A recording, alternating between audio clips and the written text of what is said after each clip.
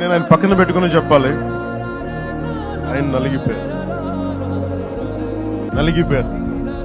జైల్లో చూశాను ఆయన. పాపం భువనేశ్వర్ గారి బాధను చూశాను. నేను అనుకున్నాను, అమ్మ మీరు కన్నీళ్ళు పెట్టుకోండి, మంచి రోజులు వస్తాయని చెప్పిన మంచి రోజులు వచ్చింది. వారికి మనస్ఫూర్తిగా వారికి నా హృదయపూర్వక శుభాకాంక్షలు. మీరు అద్భుతమైన పాలన ఇవ్వాలి అందరికీ మనస్ఫూర్తిగా నేను తెలియజేసుకున్నాను.